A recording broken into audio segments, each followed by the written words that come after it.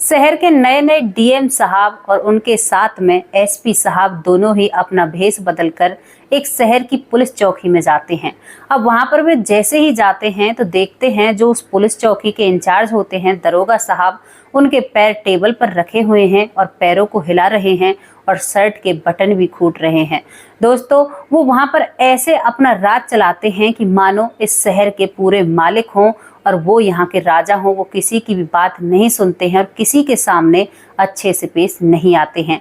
लेकिन जब डीएम साहब उन्हें सुधारने की कोशिश करते हैं तो इस कदर सुधारते हैं कि पूरे शहर में डीएम और एसपी साहब की वाहवाही मच जाती है।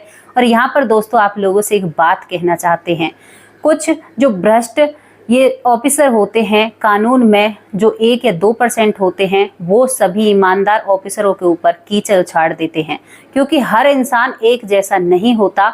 और जो ऑफिसर बना है या पुलिस वाला बना है वो हम और आप में से ही बनते हैं और वो भी हमारी तरह इंसान होते हैं। लेकिन कुछ उनमें भी ऐसे करप्ट पुलिस ऑफिसर होते हैं जो सभी पर कीचड़ उछाड़ देते हैं। कानून पर सवाल तो लोग बहुत खड़े कर देते हैं, लेकिन हमारा कानून हमेशा हमारे लिए सबसे आगे खड़ा रहता है।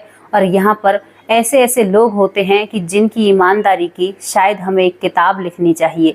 तो आज एक ऐसी ही कहानी हम आप लोगों के सामने लेकर आए हैं और ये कहानी को लाने का केवल एक ही उद्देश्य है, ताकि आप लोग जान सकें कि हमारा कानून कितना बेहतर तरीके से काम करता है। नमस्कार, स्वागत करते हैं आप सभी का। हमारे YouTube चैनल है वैष्णवी चौधरी के नाम से और इसी नाम से हमारा Facebook पेज है, तो आप उसे भी फॉलो कर सकते हैं। दोस्तों, एक शहर होता है, वहां पर नए नए डीएम साहब आते हैं। अब वो अपने काम के प्रति काफी जज्बा रखते हैं और वो बहुत लगाव करते हैं, क्योंकि उनके पिता एक पुलिस वाले थे और उनकी परवरिश बहुत अच्छे तरीके से की गई थी। उनके पिता ने अपने बेटे को एक ही पाठ पढ़ाया था कि बेटा, कोई भी चीज आपके साथ नहीं जाएगी, लेकिन आपकी ईमानदारी और आपका व्यवहार और लोगों से प्यार आपके साथ जाएगा।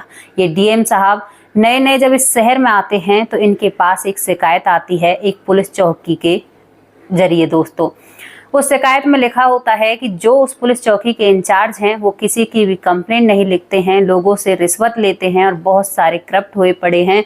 मतलब बहुत सारी ऐसी बातें होती हैं। अब डीएम साहब जब पहली शिकायत आती है तो अपने दिमाग में एक बात सोचते हैं कि कहीं ये हमारे जो अधिकारी हैं, पुलिस अधिकारी, उन्हें बदनाम करने की कोशिश है। और यहाँ पर डीएम साहब उस चीज पर ध्यान नहीं देते हैं।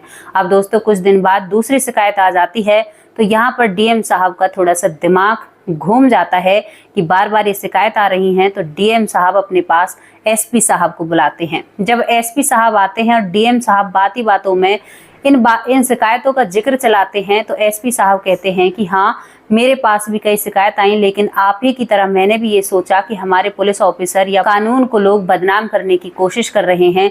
लेकिन अब ये दोनों अपना मन बना लेते हैं और इस चीज के बारे में जानना चाहते हैं।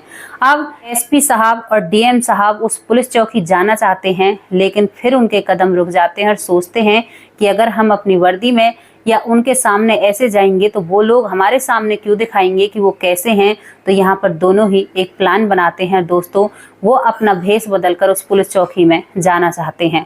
अब दोनों ही जने ने अपने भेष बदल लिए हैं, नीचे गमछा लपेटा है, ऊपर एक शर्ट पहनी हुई है और सर पे भी दोस्तों एक कपड़ा सा बांध लिया है। बिल्कुल ऐसे बन गए हैं मानो जैसे ऑटो रिक्शा चलाने वाले होते हैं। अब यहाँ पर वो बनने के बाद दोनों ही जने उस पुलिस चौकी पहुँचते हैं।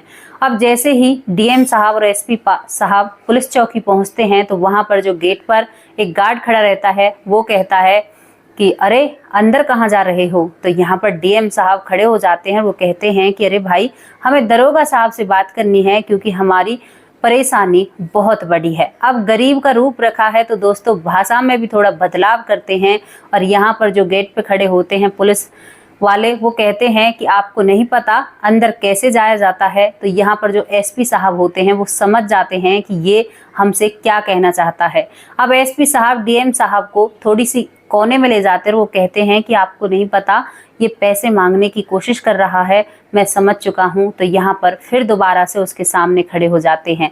अब यहाँ पर डीएम साहब अपने जेब से 20 रुपए का नोट उस व्यक्ति को देते हैं, पुलिस चौकी के पुलिस वाले को। तो वो कहता है कि हट, इन पैसों से क्या होता है, 20 रुपए में तो आज हमारा एक कप चाय नहीं आती और तुम हमें क्या दे रहे हो। तो दोस्तों यहाँ पर दोबारा से डीएम साहब अपने जेब से 20 रुपए का नोट और निकालते हैं और फिर उस पुलिस वाले को दे देते हैं। अब यहाँ पर वो कहता है कि चलो तुम ज्यादा परेशान हो, दुखी हो, इसी वजह से तुम्हें अंदर जाने दे रहा हूँ, वरना 40 रुपयों से कुछ भी नहीं होता। और दोस्तों यहाँ पर डीएम साहब और एसपी साहब अंदर चले जाते हैं। अब जैसे ही दोनों जने अंदर जाते हैं तो देखते हैं वही जो पुलिस चौकी का इंचार्ज है दरोगा बाबू, उनके तो दोनों पैर मेज पर रखे हुए हैं, वहीं पर एक मेज होती है और उनकी शर्ट के बटन खुले हुए हैं और वो काफी किसी सोच विचार में छत की तरफ देख रहे हैं। जब दोनों ही जाकर खड़े हो जाते हैं तो एकदम से अपने पैरों को नीचे करते और कहते हैं कि तुम में तमीज नाम की चीज नहीं है कि कैसे दरोगा के सामने पेश आना होता है। तो यहाँ पर डीएम साहब हाथ जोड़कर खड़े हो जाते हैं और कहते हैं, अरे बाबूजी माफ करना, हमसे गलती हो गई, आज हम परेशानी में ही इतने हैं क्योंकि हमारी परेशानी बहुत बड़ी है। अब यहाँ पर दरोगा बाबू कहते हैं कि क्या परेशानी है तुम्हारी, और यहाँ पर तो परेशानी सुनी तो जाती है लेकिन सुनने का कुछ और ही तरीका है। एसपी साहब सब चीज़ों को सुनते रहते हैं, देखते रहते हैं। अब वो डीएम साहब से फिर कहते हैं कि यहाँ पर भी वही माजरा है जो गेट पर माजरा था। अब दोस्तों इन दोनों ने अपने शर्ट के बटन में एक गुप्त कैमरा लगा रखा था जिससे हर चीज़ की लाइव रिकॉर्डिंग चल रही थी और जो हेडक्वार्टर था वहाँ पर पूरी इनकी रिकॉर्डिंग, वीडियो रिकॉर्डिंग पहुँच रही थी। तो भाई दरोगा बाबू को क्या पता था क्या हो रहा है क्या नहीं हो रहा है। अब दरोगा बाबू भी रिश्वत मांगने लगते हैं। अब यहाँ पर जैसे ही डीएम साहब कहते हैं कि बाबूजी हमारे पास पैसे नहीं हैं, तो यहाँ पर वो एक पल के लिए शांत से होते हैं, अपनी कुर्सी पर कहते हैं तो यहाँ पर भी आप लोगों की कंप्लेंट नहीं लिखी जाएगी। तो यहाँ पर वो कहते हैं कि डीएम साहब कहते हैं कि ऐसे कैसे तुम हमारी कंप्लेंट नहीं लिखोगे, तुम समाज सेवा के लिए ही कानून में बने हुए हो, लगे हुए हो, तो तुम कैसे हमारी कंप्लेंट नहीं लिखोगे। तो यहाँ पर दरोगा कहते हैं कि अरे भाई तुम कंप्लेंट दर्ज करा रहे हो, उसके लिए हमारी गाड़ी जाएगी, ढूंढेगी, तो तेल भी फूकेगा और बहुत सारा हम भी जाएंगे, हमारा भी खर्चा है। तो आप लोग देख लीजिए कि आपको अपना ऑटो ढूंढवाना है या आपको अपने घर जाना है। दोस्तों दोनों ही साहब अपने मन में मन बनाकर आए थे कि उनका टेम्पो चोरी हो गया है, उसकी ही वो कंप्लेंट लिखाने आते हैं, लेकिन फिर भी दोनों साहब हाथ जोड़ते दरोगा के सामने और जमीन पर बैठ जाते और कहते हैं कि बाबूजी प्लीज़ हम आपसे विनती करते हैं कि हमारी कंप्लेंट दर्ज कर लीजिए, क्योंकि वो हमारे खाने कमाने का जरिया था।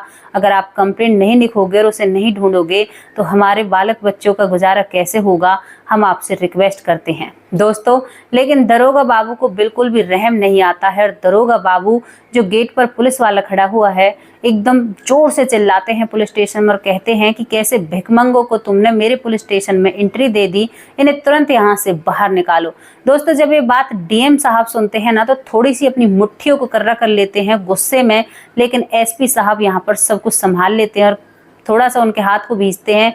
वो समझाते हैं कि मौके की नजाकत को समझो, अगर अभी हमने कुछ कह दिया तो और भी राज इनके अंदर से उगलवाने हैं। अब यहाँ पर जो एसपी साहब होते हैं अब डीएम साहब के सामने वो आ जाते हैं और कहते हैं कि कोई बात नहीं बाबूजी, आपको पैसे मैं दे देता हूँ। और एसपी साहब अपने जेब से 400 रुपये निकालकर उस मेज पर रख देते हैं। दोस्तों दरोगा बाबू झट से उन पैसों को उठाकर अपने जेब में रख लेते हैं और उनकी कंप्लेंट दर्ज कर लेते हैं। लेकिन जब तक उनकी कंप्लेंट दर्ज करी जा रही थी तभी पुलिस वालों की कुछ गाड़ियां बाहर आती हैं, पूरी एक टीम होती है, वो टीम दरोगा के सिर पर खड़ी हो जाती है। जब दरोगा के सिर पर वो टीम खड़ी होती है और जो बाहर पुलिस वाला यहाँ पर डीएम साहब को मिला था वो भी हैरान और परेशान हो जाता है। पुलिस चौकी में जितने भी वहां पर काम करने वाले पुलिस अधिकारी थे सभी हैरान और परेशान और अपनी अपनी कुर्सियों से खड़े हो जाते हैं। और यहाँ पर जितनी भी टीम आई थी गाड़ियों में सभी डीएम और एसपी साहब को सलाम मारती है और दोस्तों दरोगा बाबू के तो हाथ पकड़ लेती है। अब दरोगा बाबू के तो माजरा समझ में नहीं आए कि भाई ये क्या हो रहा है मेरी पुलिस चौकी में। पहले तो वो थोड़ा सा गुमान दिखाते हैं, लेकिन उसके बाद जब उस गाड़ी में जो अधिकारी आए थे और उन्होंने सलाम मारा था तो दरोगा बाबू समझ जाते हैं कि भैया अपनी तो वाट लगने वाली है। और यहाँ पर दरोगा बाबू को अरेस्ट कर लिया जाता है। कानून के प्रति उनके ऊपर कानूनी कार्रवाई की जाती है। पूरी पुलिस चौकी में जितने भी वहां पर पुलिस अधिकारी थे सभी को डिसमिस कर दिया जाता है। दोस्तों वहां पर एक नया स्टाफ रखा जाता है। अब जो ये वीडियो बनी थी ये जो सब कुछ रिकॉर्डिंग इन दोनों की हुई थी, तो वहाँ पर जो डीएम साहब होते हैं वो एक मीटिंग बुलाते हैं, एसपी साहब से कहते हैं और सभी पुलिस चौकियों से बड़े बड़े इंचार्जों को बुलाया जाता है, छोटे काम करने वालों को भी बुलाया जाता है और सभी को ये वीडियो दिखाई जाती है। दोस्तों, जब पुलिस का स्टाफ बैठा होता है तो कुछ लोग उस वीडियो को देखकर हंसते हैं और कुछ लोग अपने आप में शर्मिंदगी महसूस करते हैं। तो आप लोग समझ चुके होंगे कि कौन हंसते हैं और कौन शर्मिंदगी महसूस करते हैं। तो दोस्तों, ऐसा नहीं है कि हमारा कानून काम नहीं करता है, कानून हमारा बहुत अच्छे से काम करता है, लेकिन 100 में से जो 2% लोग ऐसे होते हैं जो अपने ईमान को गिराकर, शायद उन्हें पैसा ही उनके लिए सब कुछ मायने रखता है, किसी की मजबूरी या किसी का दुखीपन उनके सामने कुछ भी मायने नहीं रखता। हमारा कानून बहुत अच्छा है और बहुत अच्छे से हमारे कानून में एक्शन लिए जाते हैं, लेकिन कुछ लोग थोड़ा सा गलत काम करते हैं और उस काम का ना इतना बड़ा प्रचार हो जाता है कि हमारे कानून के ऊपर सवाल खड़े हो जाते हैं। ऐसा नहीं है, दिल सबके अंदर होता है और कानून सबके लिए एक समान है, किसी के लिए छोटा या बड़ा नहीं होता है। तो दोस्तों, डीएम साहब के जो पिता होते हैं, मेरे बेटे ने बहुत अच्छा काम किया है और दोस्तों अपने बेटे की पीठ थपथपाते हैं और कहते हैं कि बेटा, जो मैंने बचपन में तुम्हारे साथ मेहनत की है ना, तुम्हें समझाने की या तुम्हें कुछ बातें जो बताई थी, जो मैंने तुम्हारे साथ संघर्ष किया था, आज उसका रिजल्ट मुझे देखने को मिला है और तुम्हारा जो ऑपरेशन था मुझे बहुत अच्छा लगा। और बेटा, जिंदगी में कभी भी ना तुम एक भ्रष्ट ऑफिसर मत बनना, तुम हमेशा ऐसे ही काम करना। और दोस्तों, डीएम साहब अपने काम के प्रति बहुत अच्छे होते हैं, वो हर चीज को समझते हैं और वो जनता की समस्या को भी समझते हैं। तो कैसी लगी आप लोगों को स्टोरी, आप अपनी राय रख सकते हैं और हर किसी पर उंगली उठाने से पहले 100 बार सोचना चाहिए दोस्तों।